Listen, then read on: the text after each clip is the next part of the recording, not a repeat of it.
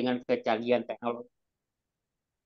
Kemudian salawat dan salam tak lupa kita kirimkan kepada junjungan kita Nabi Muhammad SAW, manusia nomor satu yang telah melakukan perubahan untuk peradaban manusia sampai dengan kondisi saat ini. Kita perlu bersyukur sekali dan kita perlu menjadikan Rasulullah sebagai tauladan dan kita wajib untuk melanjutkan siar-siar dari beliau.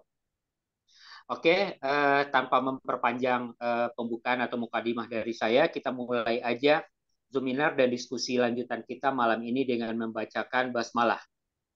Bismillahirrahmanirrahim.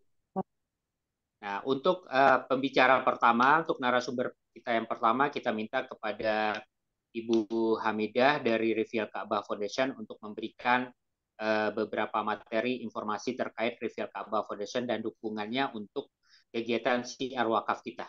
Kepada Bu Hamidah kami persilakan waktunya. Ya, terima kasih moderator. Assalamualaikum warahmatullahi wabarakatuh. Waalaikumsalam warahmatullahi wabarakatuh. Alhamdulillah rabbil alamin wassalatu wassalamu ala asrofil anbiya wal mursalin wa ala alihi wa ashabi ajmain amma ba'd. Puji syukur kita panjatkan kepada Allah Subhanahu wa taala. Selawat serta salam kita aturkan pada Nabi kita Nabi Muhammad SAW. Yang saya hormati Pak Ketua RKF di pihak Ka'bah Foundation, Dr. Sahril Mukhtar yang hadir. Hormati narasumber Pak Ustadz Zulhamdi M. Saad dan peserta yang hadir pada malam ini, pada webinar ini. Mudah-mudahan kita selalu diridhoi dan berkali Allah apapun kita lakukan. Sebetulnya ini ngubungin saya ini, Irsa ini memang ponakannya Pak Rifia ini, dia baru hijrah nih. Alhamdulillah. Jadi tadi bagaimana agak mendadak gitu minta saya. Dan saya mohon maaf itu dia juga salah tulis itu. Saya nggak LC ya. LC itu tamatan Timur Tengah. Memang saya belajar ke Mesir, belajar bahasa Arab di American University di Kairo, tapi saya nggak kuliah seperti Dr. Sahril itu. Beliau alumni Al-Azhar, Pak Rifia alumni Al-Azhar ya. Kalau Pak Zulhamdi juga, Ustaz Zulhamdi juga LC itu. LC itu gelar untuk sarjana S1 di Timur Tengah. Gelarnya itu LC, lisan pakai bahasa Prancis. Jadi saya cukup Bachelor of Art aja, alumni UI. Belajar jalan-jalan, kuliahnya jalan-jalan sastra Belanda, kemudian pindah sastra Arab. Selesai sastra Arab nggak bisa bicara. Saya minta sama orang tua saya belajar bahasa Arab di American University Cairo. Gitu ceritanya. Sedikit aja lintas. Mungkin di sini saya ingin menyampaikan sedikit aja informasi tentang Reveal Ka'bah Foundation ini. Ibu-ibu, bapak sekalian. Pak Reveal Ka'bah ini beliau berasal dari Batu Sangkar. Selesai di IAIN. Sejak muda beliau dapat beasiswa ke Kairo, ke Mesir, sekolah di Al-Azhar. Nah, beliau ngambil Usuluddin. Kemudian S2-nya juga di Kairo, yaitu di Institute of Islamic Studies, Department of Social Science, Kairo. Tahun berapa? Tahun 84. Nah, setelah beliau selesai S2, saya dikasih jodoh sama Allah, kami dipertemukan di Kairo. Asalnya Payakumbuh, Sumatera Barat, Pak Rifia asalnya Batu Sangkar. Ketemunya di negeri Fir'aun, ongkosnya mahal banget. Tapi itulah jodoh, umur rezeki jodoh Allah yang tahu. Nah, kemudian Pak Rifia ini selesai S2, ketika beliau sebelum sidang S2, beliau ada kesempatan riset non-degree di Islamic Foundation, itu referensi dari Dr. Muhammad Nasir. Yang beliau riset adalah hubungan Islam Kristen seluruh dunia, dan beliau menulis buku tentang Christian Present Indonesia. Ada di pustakaan beliau. Nah, tahun 82 sampai 85 kita di Inggris, dan saya ikut beliau di sana. Saya sempat keguguran di sana, kemudian hamil lagi, dan anak saya Nida Rivial itu made in England, lahir Jakarta. Tahun 1985 kita pulang ke Indonesia, Mbak Rivia ngajar di UI, di RC, dan beliau diminta sekolah lagi untuk S3. Boleh milih kemana aja, ke luar negeri gitu, ke Amerika kemana. Tapi beliau berpikir karena sudah berkeluarga, boyang-boyang lagi, jadi akhirnya ngambil di UI. Nah, beliau ngambil di Pascasarjana UI, hukum. Alhamdulillah selesai 3 tahun karena di Indonesia kuliah. Kalau di luar negeri kan langsung nulis kalau S3. Kalau dokter itu di Indonesia disyaratkan kuliah 3 tahun. Dan Alhamdulillah beliau menulis tentang ada disertasi beliau tentang hukum Islam di Indonesia, membandingkan bagaimana Muhammadiyah, Lasna Tajik Muhammadiyah mengambil satu hukum dan bagaimana NU dari Bahsul Masail mengambil satu hukum. Itu yang beliau bandingkan. Kenapa itu yang beliau ambil? Karena dua organisasi terbesar itu di Indonesia adalah NU Muhammadiyah dengan cabang-cabangnya dan NU dengan cabang-cabangnya. Dan alhamdulillah beliau dapat cum laude dan ketika itu berusia 50 tahun. Begitu selesai S3, beliau ditelepon sama Profesor Yusri Izzah Mahendra ketika itu Menteri Kehakiman minta beliau dari non karir untuk calon hakim agung. Nah, akhirnya ada 4 rekan beliau, kebetulan 4 orang ini dari Partai Bulan Bintang ya, Profesor Bagirmanan, Pak Rivial, kemudian Pak Abdurrahman Saleh, kemudian Profesor Leca Mazuki. Nah, kemudian beliau ini dilantik tahun 2000 jadi hakim agungnya. Jadi dari non karir 9 orang, 7 dari karir, jadi 16 orang dilantik ketika itu. Setahun setelah itu Pak Bagirmanan jadi ketua MA, Pak Leca Mazuki jadi wakil.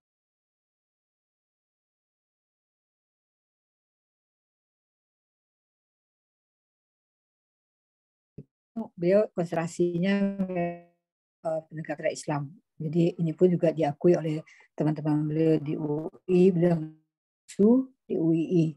Dan itu beliau konsisten dengan perjuangan itu, tidak bergeming. Apapun politik yang ada di Indonesia, dia tidak bergeming, tetap konsisten dengan perjuangan Islam. Sehingga beliau terkenal ahli hukum Islam. Kalau orang-orang asing Amerika, Eropa itu pasti pihak ke Mahkamah Agung. Kemudian terjadi kerjasama dengan Universitas Los Angeles, dengan University di Seattle, Amerika, kemudian dengan Harvard Law School, dengan Jerman dan Eropa. Sebentar ini saya kemudian sebentar ini ada telepon masuk ganggu.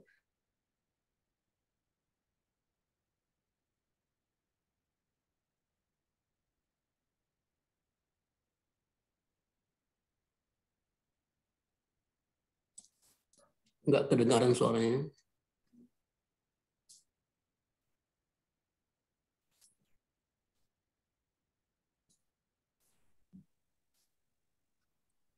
Sedang ada gangguan telepon masuk Bu Hamidanya. Oh gitu. Iya.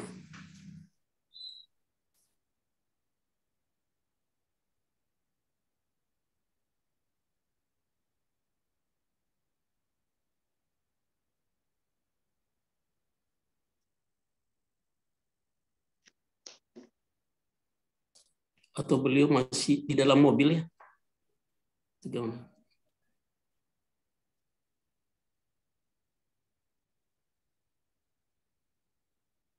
Terputus kah? Halo, Assalamualaikum, Bu Hamidah.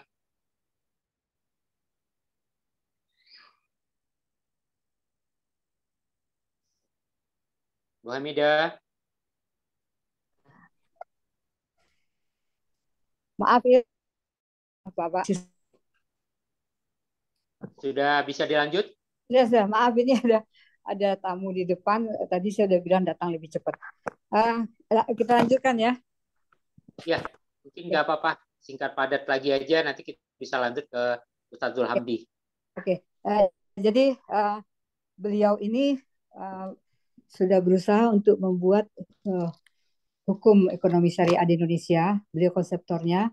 Dan ini hasil dari studi banding di Timur Tengah, ya, Sudan, Malaysia, Sudan, Mesir, Saudi, Pakistan, dan di Inggris. Nah ini hukum ekonomi syariah ini adalah hukum qadai. Jadi dalam Islam itu terbagi dua. Hukum Islam itu ada yang bersifat diani dan ada yang bersifat qadai. Suara saya kedengaran, Ir? Halo, Ir? Terdengar. Ya. Jadi yang bersifat privasi, yang bersifat diani itu adalah yang bersifat privasi, seperti sholat, puasa, haji itu privasi. Kemudian yang qadai itu butuh ikut campur negara ya dalam ini ya, ada peradilan segala macam. Nah ini hukum ekonomi syariah ini sudah menjadi hukum positif di kita. Dan kalau kita lihat, banyak orang yang masih belum tahu ya, bahwa hukum ekonomi syariah ini bukan hanya berkaitan dengan bank saja.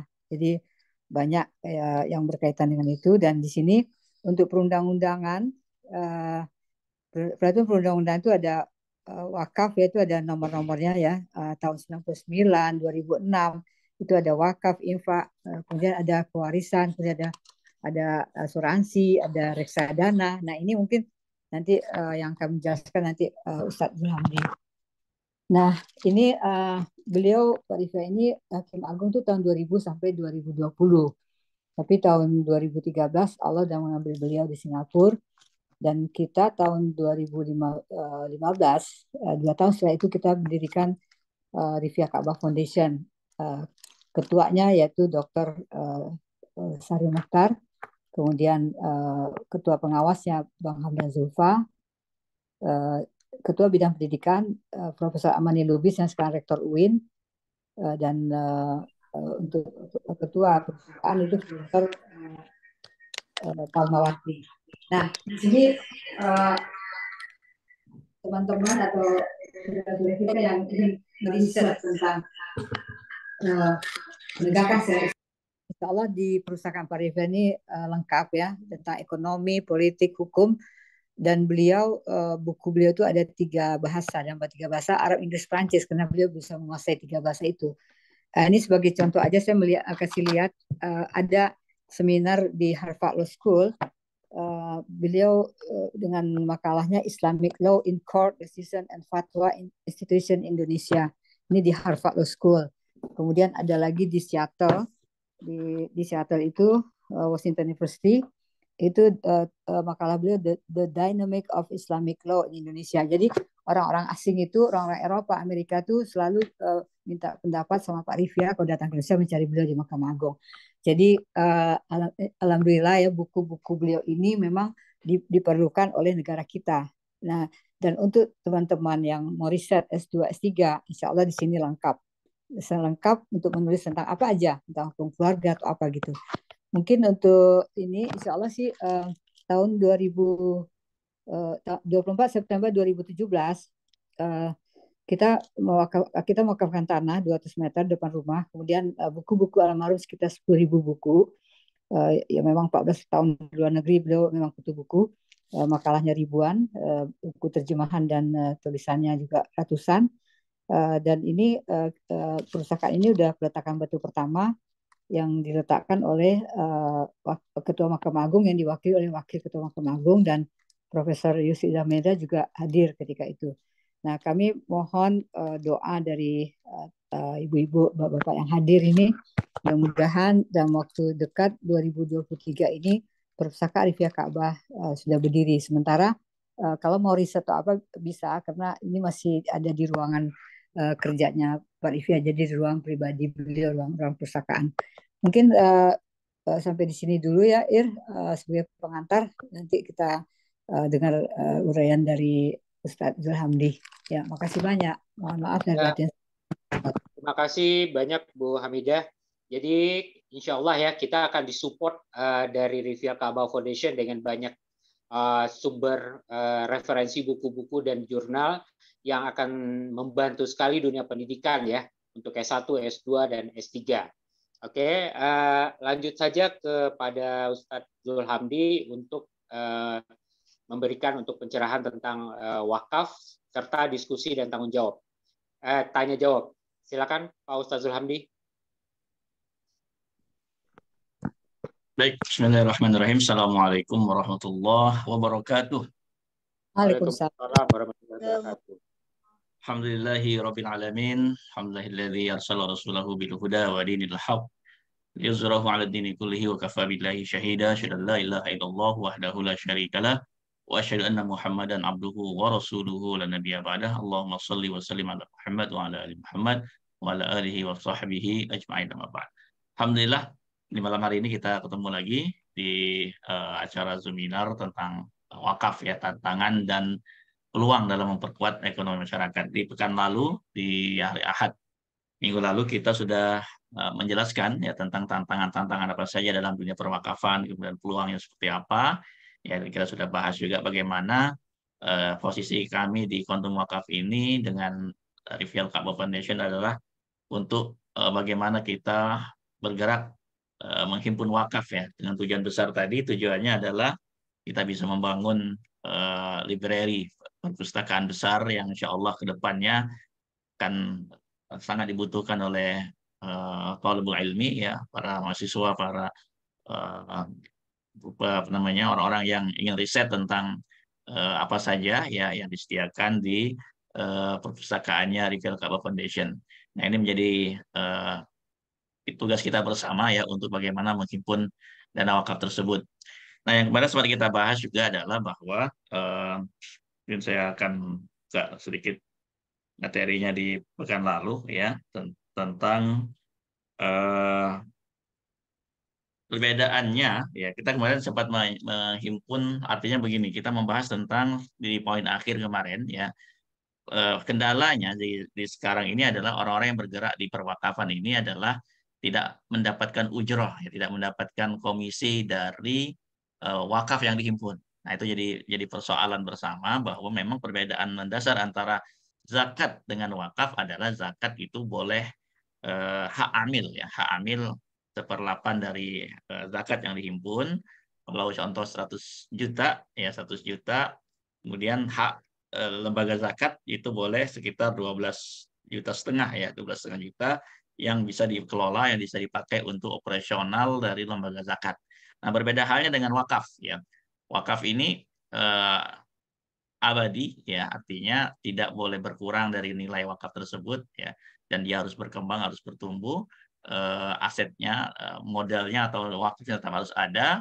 Setelah dikelola menjadi wakaf produktif dan hasilnya itu bisa dipakai ya. Kalau dalam ketentuan Badan Wakaf Indonesia sekitar 10% boleh dipakai, tapi dengan syarat itu setelah menghasilkan atau dikelola seperti ya.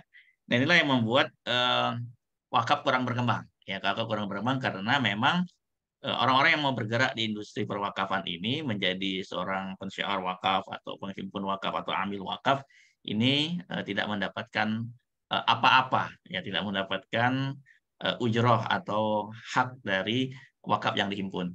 Nah, maka untuk itu ya kita di Quantum Wakaf ini sebagai seorang partner wakaf atau pensyiar wakaf ini melakukan kerjasama ya, melakukan kerjasama dengan industri keuangan syariah ya, untuk apa? Untuk menjadi mitra mereka dalam rangka melakukan syiar wakaf, mengajak masyarakat berwakaf, dan kita mendapatkan ujroh di sana ya.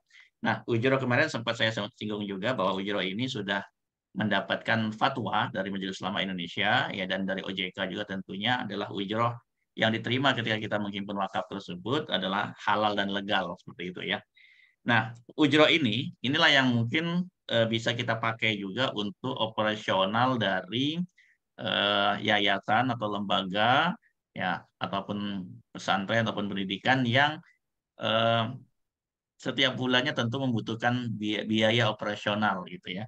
Maka dari ujroh ini diantara juga bisa menjadi penggerak ya, yang bisa menjadi apa namanya, orang-orang yang bergerak menghimpun wakaf ini juga punya haknya sebagai pensyiar wakaf atau sebagai wakafpreneur.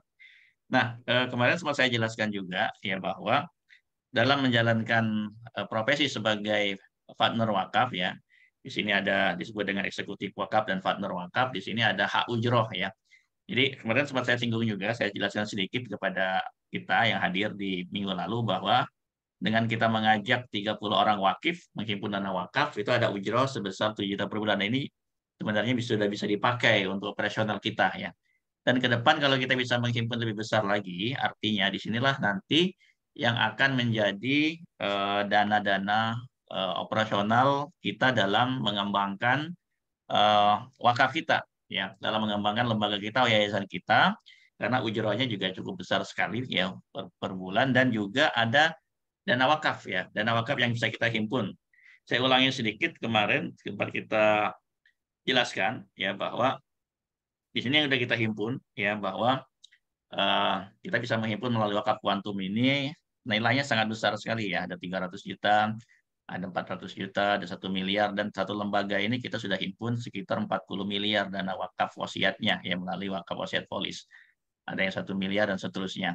Di lembaga lain yang juga kita himpun seperti IKADI, nah ini mau saya jelaskan sedikit ya konsepnya biar kita cukup memahami pola penghimpunan wakaf dan pola ujroh yang kita bisa pakai sebagai operasional dari lembaga kita atau yayasan kita. Ini contoh ya. Tahap pertama adalah melakukan syiar wakaf kepada umat dengan membantu setiap keluarga memiliki program wakaf dan waris dari produk wakaf Alisya. Dengan menyisihkan uang 1 juta sebulan, ya per bulan, maka melalui program wakif ini, contoh ini usia Bapak Wakif usia 40 tahun. Nah, dari program ini ada wakaf wasiat sebesar 450 juta dan ada warisan sebesar 550 juta. Jadi program wakaf wasiat polis ini menyiapkan dana sebesar 1 miliar. Ya, dengan menyisihkan 1 juta per bulan melalui tabarruk di program asuransi syariah, maka di sana ada dana sebesar 1 miliar yang bisa diwakafkan sebagian dan bisa diwariskan sebagian. Dalam fatwanya itu hanya maksimal ya 45% atau 490 juta yang bisa diwakafkan dan menjadi warisan dari 550 juta. Artinya, nah disinilah peluang kita ya. Kita bisa menghitung, artinya kalau satu orang saja bisa punya alokasi wakaf sebesar 450 juta, berapa besar dana wakaf yang bisa kita himpun untuk satu lembaga kita, untuk yayasan kita, gitu ya. Ada 10 orang saja udah 4,5 miliar, ya kan, dana wakaf abadi atau dana dana wasiat wakaf yang ke depan bisa kita pakai, ya untuk apa? Untuk ya membangun gedung, membuat perpustakaan, masjid dan lain sebagainya. Nah, orang-orang yang ikut program ini pun punya hak di ahli warisnya berupa warisan, ya. Nah, jadi wakaf wasiat ini memungkinkan satu lembaga untuk punya dana cadangan, dana abadi jangka panjang. Nah, tugas seorang partner wakaf ya atau para pensiar wakaf ini membantu 30 calon wakif. Contoh ini saya contoh ya dengan per bulan 1 juta dengan wakaf 490 juta itu maka terhimpun wakafnya sudah sebesar 13,5 miliar ya. 13,5 miliar dari 30 orang wakif yang bisa berwakaf sebesar 450 juta melalui program wakaf wasiat. Ini dana cukup besar yang ke depan bisa dipakai untuk pengembangan-pengembangan dari satu lembaga kita. Nah, ada ujroh tentunya ya. Ujroh yang diterima dari 13 miliar tersebut ya secara ujrohnya di situ ada sekitar 7,7 juta ya per bulan untuk salah seorang atau seorang pensiar wakaf yang disebut dengan eksekutif wakaf mendapatkan ujroh sebesar 7 juta per bulan. Nah, maka disinilah nanti kami dengan Pak Irsal ya akan membentuk tim ya, membentuk tim di Reveal Kaaba Foundation ini membentuk tim pensiar wakaf ya. Contoh di sini kalau kita bisa membentuk 5 tim saja ya. 5 tim, contoh saya Pak Irsal dan beberapa tim dari Pak Irsal yang kita bisa himpun wakaf ke Reveal Kaaba Foundation ini. Artinya kalau kita 5 tim saja mengajak masing-masing setiap orang itu 30 wakif ya dengan wakaf 490 juta, maka insya Allah kita sudah bisa menghimpun wakaf sebesar 67 miliar ya. Ini contoh yang kita gunakan adalah lembaganya adalah lembaga wakaf IKADI ya. Tapi polanya akan mirip sebenarnya akan sama ya. Jadi kalau yang di sini adalah contoh di player ini atau di slide ini adalah contoh dari program yang dihimpun melalui lembaga wakaf IKADI, Ikatan Dai Indonesia. Membentuk namanya Dai Wakaf ya. Kalau kita di Reveal Kaaba Foundation mungkin wakafpreneur ataupun mungkin pejuang wakaf atau apapun lah namanya nanti kita bisa sepakati intinya para partner wakaf yang akan mensiarkan wakaf. Jadi kalau dari 5 tim saja kita bisa menghimpun masing-masing 30 orang wakif itu ada dana wakaf sebesar 67 miliar. Nah, ada dana 25 juta per bulan yang bisa dipakai ini ya. Ada ujroh. Ada ujroh yang bisa dimanfaatkan ya untuk apa? Untuk operasional. Ya, untuk operasional per bulan di lembaga kita atau yayasan kita ya. Oke, nah berikutnya dari 5 partner wakaf tadi juga tentu akan melakukan rekrutmen kembali kepada para pensiar wakaf yang berikutnya. Maka inilah harapannya ya kalau kita punya tim saja hanya 25 orang saja, itu maka dana wakafnya paling enggak sudah sekitar 300 miliar. Ya, dana wakaf wasiat melalui wakaf wasiat polis ini yang kita bisa himpun sebesar 337 miliar ya. Nah, di situ ada ujroh lagi yang bisa dipakai ya, yang bisa digunakan untuk operasional dari lembaga kita atau yayasan kita sebesar 55 juta per bulan. Nah, kalau kita kembangkan lagi secara bisnisnya, ya penghimpunan wakaf ini, maka tentu kita bisa menghimpun wakaf sangat besar sekali ke depannya, yaitu sebesar 1,6 triliun. Ini kerja setahun saja sebenarnya, gitu ya. Nah, tinggal bagaimana para pensiar wakaf ini teredukasi, ya bisa memahami polanya atau konsepnya sehingga angka 1,6 triliun ini ya cukup lumayan sebenarnya untuk menjadi dana abadi dari satu lembaga atau yayasan ataupun pesantren ya ataupun lembaga wakaf untuk apa? Untuk menghimpun dana abadi wakaf ya. Nah, di sini sudah ada ujroh lumayan besar sebenarnya ya untuk menggerakkan yayasan kita atau lembaga kita punya dana operasional paling enggak sekitar 200 juta per bulan.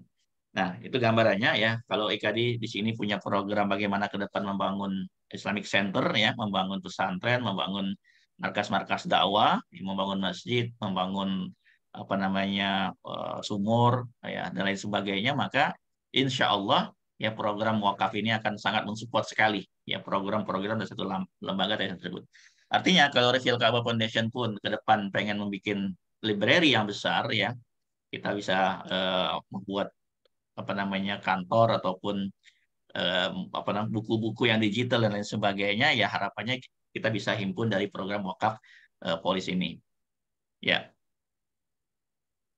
Itu mungkin ya ini persyaratannya untuk bergabung ya sebagai pensiar wakaf. Jadi kita mungkin akan bergabung di Reveal Ka'bah Foundation sebagai penghimpun wakaf di lembaga Reveal Ka'bah Foundation, karena tidak mungkin satu lembaga ya bisa datang dengan sendirinya dana-dana tersebut kalau tidak ada orang-orang ya yang menjadi bagian sebagai SDM-nya tentunya ya.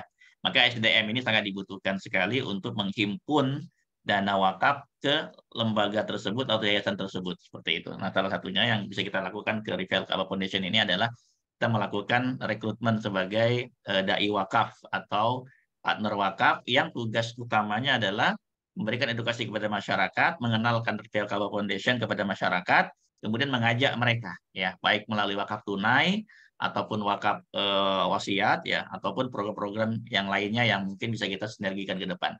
Intinya adalah tidak mungkin satu lembaga atau yayasan tanpa SDM ya, tanpa orang-orang yang mau bergerak memberikan waktunya, energi, tenaganya untuk berjuang di satu lembaga ya, dan tentu ya yang menjadi PR satu lembaga pun adalah dibutuhkannya ujroh, membayarnya bagaimana nih membayarnya gitu ya. Nah, di sini sudah ada solusinya. Ada solusi bagaimana kita menghimpun dana wakafnya, ada solusi ujrohnya, ada dana yang bisa kita pakai untuk nanti ke depan sebagai dana operasional dari lembaga kita. Nah, maka ini yang mungkin kita bisa lakukan di tahap awal ya, Pak Irsal ya. Kita membentuk tim dulu ya. Di sini syaratnya ada KTP, foto rekening, ya mengisi aplikasi nanti, dan ada sertifikasinya, ada trainingnya, ya seperti itu. Kalau ini contoh dari lembaga wakaf IKADI, tapi mungkin secara khusus kita akan buat ke Reveal Ka'bah Foundation yang karena sudah berjalan ini adalah lembaga wakaf IKADI ya, dan beberapa lembaga lain. Nah, Reveal Ka'bah Foundation karena kita baru kerjasama, ya baru ada kesepakatan, ya ini yang mungkin ke depan yang juga bisa kita lakukan di sini, ya Bu Hamidah ya, seperti itu. Itu mungkin gambaran pertama ya yang ini saya sampaikan kepada kita semua, yang mungkin pola kerjanya atau tahap awalnya yang bisa kita lakukan ya, artinya kita membentuk tim dulu sehingga Reveal Ka'bah Foundation ini punya orang-orang yang siap melakukan kerja penghimpunan wakaf, yang mengedukasi masyarakat dan bagaimana kita menjadi tim ya yang bisa bekerja sama dalam penghimpunan wakaf ini. Mungkin itu dulu Pak Rizal. Saya tak sampaikan kembalikan kepada Pak Irsal dulu mungkin untuk dibuka diskusi atau tanya jawab ataupun hal-hal lain, silakan. Ya, terima kasih banyak Pak Ustadzul Hamdi yang sudah memberikan penjelasan mengenai ujroh dan bagaimana percepatan yang luar biasa yang bisa kita lakukan dengan konsep quantum wakaf ini. Silakan kepada Bapak Ibu yang hadir malam hari ini untuk bertanya. Kita buka untuk pertanyaan pertama. Silakan. Dibuka aja mute-nya.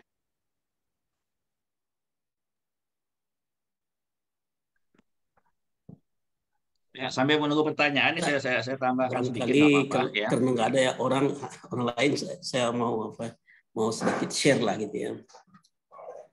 Silakan Pak Syahril. Nah, tadi tampaknya bagaimana kita memobilisasi orang untuk berwakafkan seperti itu. Yang saya lihat adalah bahwa ujrahnya itu kan kita harapkan yang mengembangkannya itu adalah bank. Tampaknya seperti itu. Karena memang setelah kita kumpulkan dan dana wakaf itu kita setorkan ke bank dan tidak boleh kita menyetorkan kepada yang lain. Tidak bisa dipakai, tidak bisa diapakan kecuali yang menentukan apanya itu adalah bank. Kan begitu tampaknya Pak Zulhadi. Ini mungkin barangkali hanya sekedar share share pendapat lah gitu ya. Ini mungkin barangkali adalah perjuangan kita juga untuk menjelaskan kepada khalayak gitu ya, bahwa kalau saya pertama sekali ya bertumbuh kepada undang-undang dasar kita. Undang-undang dasar kita itu berdasarkan kekeluargaan. Kemudian berdasarkan demokrasi. Jadi diapakan kekeluargaan itu diterjemahkan ke dalam ayat 4 itu yang sudah di amandemen sebagai bentuk demokrasi. Dan saya melihat di sini pertama dengan adanya undang-undang dasar ini itu kita sudah terhindar dari kooptasi kapitalisme, sosialisme. Tetapi kita sendiri juga dianjurkan untuk membangun sebuah sistem ekonomi baru. Apakah ekonomi baru itu? Karena kita mayoritas adalah Muslim. Mungkin barangkali rujukan kita adalah ekonomi Islam gitu. Kalaulah kita melihat kepada ekonomi Islam, di dalam tesis saya itu kita membangun ekonomi itu secara utuh di dalam tiga rukun gitu. 3 pilar. Ada sektor pemerintah, ada sektor swasta, dan ada sektor filantropi. Jadi wakaf itu seharusnya tidak dikelola oleh bank. Akan tetapi dikelola oleh perusahaan yang memiliki keuntungan yang melebihi daripada bank. Kalau bank sifatnya sudah tangan keberapa gitu ya. Karena bank sendiri memberikan dana itu kepada perusahaan dan perusahaan itu memberikan dan kemudian baru dia dan bank ini bukan orang pertama yang memberikan keuntungan. Nah, jadi mungkin barangkali ke depan ini bahagian karena memang apalagi wakaf kuantum ya, membuat nama wakaf kuantum ini bukan saja dari segi jumlah, akan tetapi juga dari segi kualitatifnya. Bagaimana uang yang dapat, atau katakanlah uang wakaf tunai itu yang dapat difungsikan dengan baik, mungkin saja bisa menjadi 2 kali lipat. Seperti yang digambarkan oleh Ibu Hamidah tadi, membuat kebun melon di Bogor umpamanya. Kebun melon itu 1 batang aja kita tanam, itu berapa yang dihasilkan. Nah, dan kemudian itu berlipat ganda. Uang kita taruh di bank, dia hanya paling tinggi 10%. Itu paling tinggi. Tapi kalau kita ke dalam sebuah investasi yang berbeda, dan seperti yang dikelola oleh umpamanya di Saudi. Di Saudi itu dikelola oleh I'mar namanya. Itu dia mengelola dengan perusahaan. Perusahaan itu adalah perusahaan bukan perbankan. Perbankan hanya sekedar lalu lintas keuangan saja, tidak lebih. Tetapi ada yang mencari dana itu. membuat jalan, membuat perumahan, membuat segala sesuatu yang berhubungan dengan pemerintah seperti yang dilakukan oleh Malaysia. Proyek-proyek pemerintah itu yang membuat adalah lembaga wakaf. Gitu. Kalau itu yang kita buat, itu keuntungan jauh lebih besar dan itu menjanjikan gitu. Dan ini mungkin barangkali ada dorongan kita. Dorongan termasuklah IKADI, namanya mendorong Majelis Ulama tidak takluk gitu ya, tidak takluk kepada lembaga keuangan yang memang menekan atau memframe kegiatan keuangan wakaf ini tidak bergerak dengan baik gitu. Ini yang saya melihat kalau umpamanya dengan adanya wakaf kuantum ini kan bisa mulai baik untuk mencapai umpamanya sampai kita bisa meyakinkan orang 30 orang sebagai wakif, itu juga tidak sederhana gitu. Memiliki kemampuan yang berbeda dari yang lain sehingga orang itu bisa yakin. Kalau sudah yakin, itu baru dia bisa melaksanakan dengan baik. Ini sekedar share saja bagi saya untuk bagaimana pengembangan wakaf masa ke depan gitu. Sebab saya juga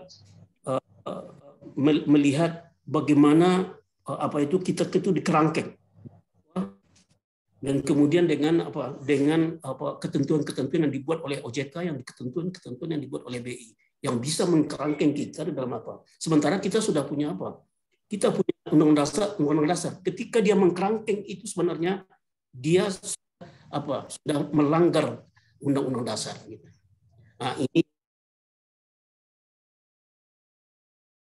bagaimana bahwa ekonomi itu berdasarkan kekeluargaan.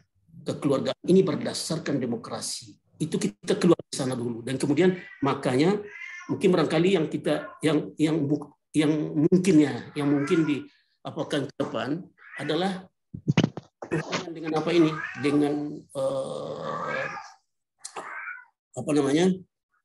dengan ekonomi secara nasional ini yang harus kita lakukan sehingga kita bisa membuat resume. Jadi jadi kemungkinan kuantum itu bukan saja dengan jumlah orang yang berwakaf, akan tetapi adalah income dari wakaf itu datangnya akan berlipat ganda.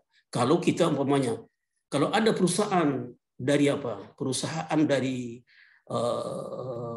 wakaf umpamanya, maka dia bisa berkontribusi atau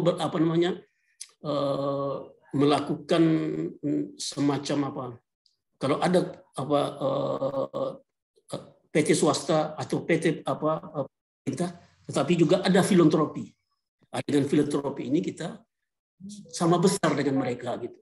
Ini yang dilakukan oleh Harvard University, Yale University, dan termasuklah sekarang ini sudah dilakukan oleh Malaysia gitu. Malaysia itu gedung Twins itu sudah dengan lembaga wakaf itu dibangun. Jadi mungkin barangkali untuk ke depan kita harus menyodok ini dahulu. Jadi mungkin barangkali karena IKADI ini dengan program wakaf kuantum ini bisa kita tekan sehingga usaha dalam bentuk yang sudah dia lakukan ya. Kita yang membuat sebuah rencana begitu. Oke, terima kasih Pak Sahril. Mohon maaf mungkin tadi agak kepanjangan ya. Bisa intinya insya Allah Pak Ustadz Hamdi udah bisa tangkap maksudnya. Oh ya, baik, makasih. Ya, oke, mohon maaf. Bisa ditanggapi langsung Pak Ustadz. Ya, baik. Perlu mungkin saya jelaskan sedikit buat kita semua ya bahwa program wakaf kuantum ini apa? Ini adalah program kita menghimpun wakaf melalui wakaf wasiat polis ya. Artinya nasabah itu ketika dia punya polis, dia mewakafkan nilai polisnya ya. Nah, ini contoh seperti Pak Faldi ini mewakafkan asuransinya itu 1,5 miliar sebagai wakaf wasiat seperti itu ya. Ini juga ya ada 450 juta. Nah, wakaf inilah yang kita himpun gitu loh. Kepada lembaga mana? Ya kepada lembaga yayasan yang mereka mau wasiatkan wakafnya. Nah, kalau dalam hal ini kan adalah lembaga wakafnya adalah IKADI yang menerimanya. Ya, jadi ketika mereka mewakafkan ke satu lembaga nilai polisnya ini, maka inilah yang akan menjadi dana abadi dari satu lembaga tersebut, seperti itu. Nah, yang kita lakukan di IKADI ya hampir setiap Sabtu ini contoh orang-orang yang melakukan proses penyerahan wakaf wasiatnya. Ya, nilainya berbeda-beda, ada yang 1 miliar, 15 juta. Ya, apa yang diserahkan yaitu nilai polisnya, wakaf wasiat polisnya. Itu ya. Jadi ini melalui instrumen keuangan syariahnya itu adalah asuransi syariah Allianz seperti itu. Nah, dengan melalui program wakaf ini, jadi kalau kita lihat tabelnya, orang berwakaf 1 miliar itu, ya, contoh kalau kita lihat tabel sederhananya begini nih, ya, kalau orang usianya adalah masih 40 tahun, sekitar 1,1 juta, ya, per bulan dia sisihkan, itu ada manfaat asuransinya sebesar 1 miliar. Yang bisa diwakafkan adalah 450 juta. Nah, 450 juta ini kemana nih? Nah, dalam hal inilah kita akan himpun ke Rivial Ka'bah Foundation. Seperti itu. Nah, 550 jutanya kemana? Ya ke ahli waris masing-masing. Ya, jadi kalau nanti si nasabah ini meninggal dunia, maka nilai wakaf 450 juta ini akan diterima oleh Rivial Ka'bah Foundation. Seperti itu. Nah, di beberapa lembaga yang lain juga itu sudah himpun.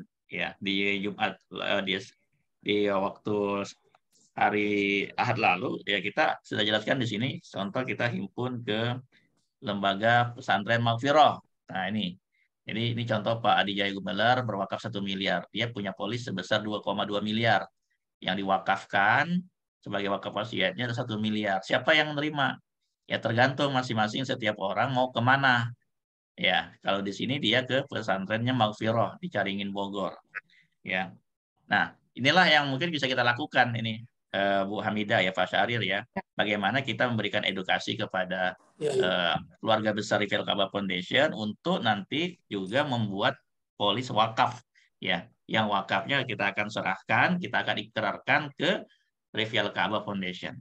Ya, kalau ada 100 orang kita sudah bisa menghimpun sekitar berapa tuh? Ya, nilai wakafnya. Nah, inilah yang akan menjadi dana abadi jangka panjang di satu lembaga. Seperti itu kira-kira Pak Syahrir penjelasannya. Dana abadi, jadi wakaf, ya, jadi wakaf, dana abadi ini siapa yang megang apanya? ya lembaga wakaf masing-masing Pak. Gitu. Lembaga gitu. wakaf masing-masing. Jadi alam ini kalau nanti diterima oleh Rivial Ka'bah Foundation ya terserah Rivial Ka'bah Foundation dana wakafnya mau diapain. Ya kan? Mau bangun perpustakaan, mau bangun masjid, mau bangun pesantren itu haknya lembaga masing-masing. Mau dikelola menjadi wakaf produktif, wakaf perkebunan silahkan. Karena dana wakaf ini ketika cair ya akan diterima oleh lembaga masing-masing. Seperti itu. Jadi bukan dikelola oleh bank. Pihak asuransi hanya akan mengeluarkan dana santunan asuransinya saja. Nah, kepada lembaga mana? Ya kalau dari hal ini kalau dari pihak Allianz ya, kalau dari pihak Allianz ini mereka sudah kerjasama dengan ini lembaganya ya, yang akan ngelolanya. Allianz ini kepunyaan siapa ini ya? Allianz itu dari Jerman, yaitu asuransi Pak, asuransi. Lembaga keuangan asuransi ya. Nah ini wakafnya mitra nazirnya adalah Al Azhar, inisiatif wakaf, rumah wakaf, wakaf IKADI ya kayak semua yang sudah bekerja sama saat ini ya. Nah Rivial Ka'bah Foundation kan belum bekerja sama nih. Nah maka kita akan buat kerjasama ya dengan IKADI karena IKADI adalah mitranya dari Allianz. Maka kita akan adakan MOU khusus dari sama IKADI untuk penghimpunan dana wakafnya. Ya, yang memungkinkan kerjasama adalah lembaga wakaf IKADI sehingga Rivial Ka'bah Foundation ini kan tidak mungkin langsung bekerja sama sama Allianz untuk menghimpun dana wakafnya. Nah, maka yang bisa kita lakukan adalah kita melakukan kerjasama khusus untuk dana wakaf yang dari Rivial Ka'bah Foundation ini nanti akan diterima oleh Rivial Ka'bah Foundation sendiri seperti itu. Itu mungkin gambarannya Pak Irsal, silakan kalau mau menambahkan. Ya, jadi nanti dari Rivial Ka'bah Foundation akan melakukan MOU dengan IKADI nantinya. Jelas ini sebuah kemitraan strategis ya dengan IKADI. Kenapa? Karena IKADI sudah punya cabang di 34 provinsi Indonesia dan memiliki banyak dai. Terus nanti kita dari Quantum Wakaf itu akan memberikan edukasi yang betul-betul detail dan spesifik mengenai Quantum Wakaf ini. bagaimana product knowledge-nya, kemudian bagaimana untuk kurikulumnya, untuk trainingnya, semuanya secara administrasi, alurnya, flow-nya ya, flow chart-nya dari dana itu bagaimana gitu. Mulai dari kontribusi dari seorang calon wakif menjadi wakif, setelah dia menjadi wakif sampai nanti terjadi klaim, kemudian bagaimana penyalurannya, itu semua flow-nya sudah ada. Artinya konsep kuantum wakaf ini sudah proven sekali. Seperti yang Pak Ustadz tadi contohkan, itu lembaga IKADI dan juga Kampung Makfiroh salah satunya yang sudah bekerja sama dengan IKADI ini, itu sudah menerima manfaat dari polis asuransi syariah ini. Begitu Pak Dr. Sahril dan Bapak Ibu yang lain. Mungkin ada yang bertanya lagi, yang lain mungkin singkat padat aja ya, karena sifatnya tanya jawab. Yang memberikan pencerahan, yang memberikan tanggapan yang lebih banyak, penjelasan adalah narasumber. Silakan Bapak Ibu. Untuk kalaupun malam ini belum terjawab semuanya, untuk diskusi, insya Allah saya mewakili Kuantum Wakaf dan juga sekaligus mewakili dari Revia Ka'bah Foundation, itu bersedia menerima telepon, WA, dan segala macamnya. Kita banyak melakukan support, karena kita punya tempat ya, kita punya tempat, kita nanti juga akan ada ruangan, kemudian kita juga akan ada Zoom training-training lainnya yang lebih spesifik sifatnya. Mungkin kita akan bedah product knowledge, mungkin kita juga akan berbicara tentang bagaimana itu mekanisme ujro, bagaimana juga penyaluran wakafnya, terus nanti juga kita akan bedah lagi apa itu wakaf produktif dan segala macam. Silakan Bapak Ibu yang lain kalau ada yang mau bertanya. Boleh saya bertanya? Silakan Pak. Abu Yasmin dari Bandung. Silakan Pak Abu Yasmin dari Bandung. Lembaganya dari mana Pak? Perorangan Pak. Oh perorangan, oke. Silakan Pak. Punya yayasan juga sebetulnya, tapi perorangan. Baik. Jadi yang karena saya baru gabung nih dengan Zoom ini, saya ingin saya tanyakan adalah akad yang terjadi antara asuransi apa nih? Allianz ya. Allianz. Ya. Allianz dengan nasabah, kalau asuransi kan nasabah ya. Nah, betul. Dengan nasabah itu akadnya apa gitu. Karena yang saya tahu itu akad asuransi syariah itu tetap baru ya Pak ya. Betul. Data baru. Nah, ini akad yang terjadi seperti apa? Sederhana saja mungkin nanti menerangkannya. Sehingga outputnya itu muncul manfaat wakaf dan manfaat apa tadi? Manfaat wakaf wasiat polis. Dan wasiat ya, Betul. Itu kan dibagi dua ya. Nah itu aja yang ingin saya tanyakan. Terima kasih Pak. Ya baik. Waalaikumsalam. Silakan Pak Ustadz. Ya, jadi ketika orang nasabah itu membuat polis atau mengikuti program asuransi, ya tentu akadnya adalah dalam asuransi syariah disebut dengan akadnya tabarru', ya tabarru' ta'awun. Jadi tujuannya adalah untuk saling tolong menolong sesama peserta, ya maka dia mengikuti sebuah program ta'awun bersama melalui lembaganya adalah keuangan syariah khusus asuransi syariah, dalam hal ini adalah Allianz Syariah. Nah, nasabah ini kan akan mendapatkan santunan meninggal dunia atau santunan kesehatan atau santunan kecelakaan. Nah, uang santunan tersebut tuh bagaimana? Ketika nanti diterima, uang ini bagaimana? Maka dalam fatwanya, uang ini boleh diwakafkan. Ketika nasabah nanti menerima uang santunan asuransi tersebut, maka dia melakukan namanya wakaf wasiat, ya, mewasiatkan. Nah, ini fatwanya, gitu. Jadi, contoh si nasabah punya nilai asuransi, santunan asuransi sebesar 500 juta. Ya, maka nilai asuransi ini ya diikrarkan, ya, diwasiatkan untuk diwakafkan kemana? Ya, tentu ke lembaga yang ingin dia tunjuk sebagai wakaf wasiat, ya. Dengan ketentuan di sini adalah maksimal dalam fatwanya itu hanya boleh 45% dari santunan asuransinya dan maksimal 30% ya dari investasinya bila ada, ya artinya bila ada investasi dari asuransi ini maka boleh juga diwakafkan ya sepertiganya dari nilai investasi yang ada dalam polis asuransi tersebut, seperti itu ya.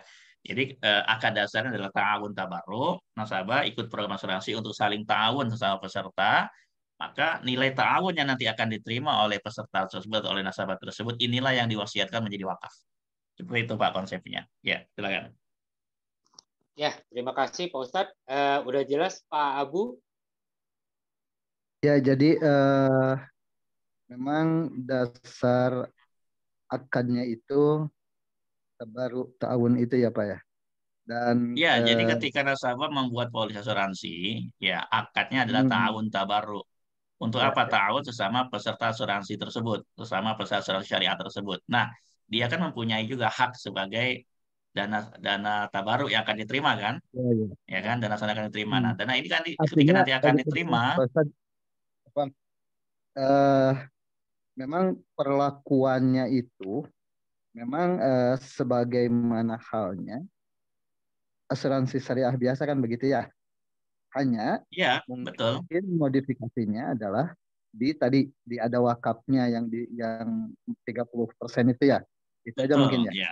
Oke. Betul. Jadi konsepnya Tapi adalah ya orang membuat polis untuk ta'awun, ya, mempersiapkan dana ta'awun bersama. Nah, dana ta'awun ini yang akan diterima sebagai haknya dia sebagai nasabah itu diwasiatkan menjadi wakaf. Gitu ya. Jadi setelah buku polisnya jadi, asuransinya jadi, maka ini diwasiatkan menjadi wakaf. Ke siapa? Ya, kepada lembaga wakaf yang sudah kerjasama. Atau yang mau dia tunjuk sebagai nazirnya yang akan mengelola wakafnya nanti. Seperti itu. kalau untuk Ya. nazir wakafnya sendiri, apakah bisa dari selain mitra alians? Ya, jadi kalau sudah kerjasama ini yang saya informasikan di slide ini yang sudah kerjasama sama Allianz ya. Nah, Kalau bedanya, seandainya ya. nasabahnya ingin ke lembaga yang lain, apakah bisa nggak? Nah, ini yang perlu saya sampaikan. Jadi kalau dia sudah kerjasama sama Allianz ini, maka dana wakaf ini nanti pihak Allianz Syariah ini yang akan langsung mentransfer ke lembaga ini, ya, yang sudah kerjasama tentunya ya, kepada lembaga-lembaga yang sudah punya mitra nazir wakaf dengan Allianz-nya. Jadi ketika meninggal si nasabah, dana wakaf ini langsung ditransfer ke lembaga wakaf ya. Bagaimana dengan lembaga wakaf yang belum? Ya maka nanti adalah ahli waris. Ahli warislah yang nanti akan datang menyerahkan dana wakafnya. Contoh ini ya. Ini contoh di pesantren Maghfirah. Nah, pesantren Maghfirah kan belum kerjasama sama Allianz. Ya. Tetapi si nasabah mewasiatkan bahwa nanti kalau dia meninggal dunia, wakafnya tolong diserahkan ke pesantren Maghfirah. Maka ahli waris yang datang. Ahli waris yang datang membawa uangnya dan menyerahkan ke lembaga tersebut. Nah, maka inilah yang perlu dilakukan adalah ikrar, ya. Contoh ini, ya. Nih. Jadi dia dan ahli warisnya sudah mengikrarkan, membacakan ikrarnya. Ya, ini di minggu lalu sudah kita jelaskan juga, ya. Jadi ini kayak saya ulangi lagi bahwa ini yang kita bisa lakukan kalau memang lembaga tersebut belum kerjasama sama Allianz. Jadi dia dan ahli waris melakukan proses namanya ikrar wakaf wasiat. Membaca wasiat wakafnya di hadapan lembaga tersebut dan disaksikan oleh ahli waris dan disaksikan oleh 2 orang saksi yang menandatangani ikrar wakafnya. Bisa seperti itu Pak Pak Dian ya. Ya, paham. Ya, Zakallah bisa ya. seperti itu. Tetapi memang akan menunggu ahli waris yang menyerahkan. Ya, sangat tergantung nanti ahli warisnya. Cukup, Ustaz. Terima kasih. Ya. Ya, terima kasih Pak. Ya, silakan Bapak Ibu yang lain jika ada yang bertanya.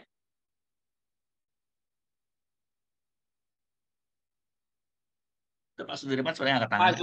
Pak Sudirman sudah angkat tangan ini. Pak Sudirman Sahari. Silakan Pak Sudirman.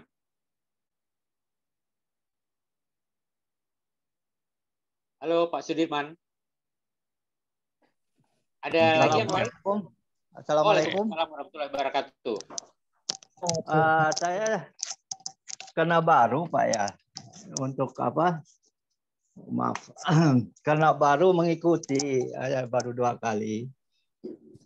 Saya kepengen apakah ada apa PDF atau apa. Saya pelajari dulu begitu Pak. Karena ini kan tidak mudah untuk melakukan. Karena ini kan untuk boleh dikatakan untuk orang-orang yang betul-betul ingin mewakafkan dengan dana yang cukup besar gitu.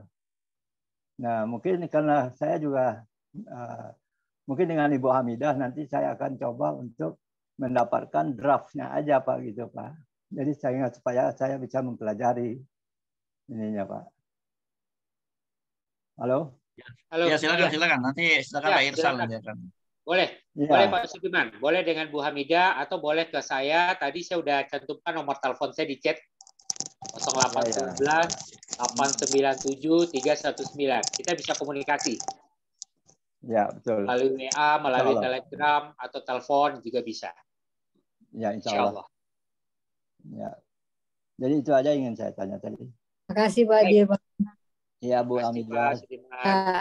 Ini sedikit informasi nih Ustadz Zulhamdi. Iya, silakan.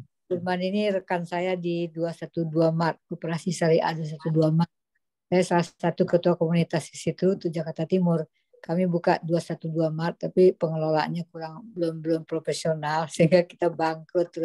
Cuman Pak Sudirman ini punya lahan di mana di Jambi itu berapa hektar gitu. Beliau akan bikin pesantren di sana dengan teman-teman. Mungkin itu ya, jadi beliau pengen tahu apa tadi, nanti kita kasih nanti bahan-bahannya. Terima kasih Pak Dirman. Ya, baik, makasih Pak Dirman ya. Oke, terima kasih banyak. Ya, ini contoh ya sederhana nih Pak Dr. Sahril ya dan Bu Hamidah. Ini contoh saja nih. Ini satu pesantren, anggaplah satu pesantren tersebut ada 500 wali murid ya.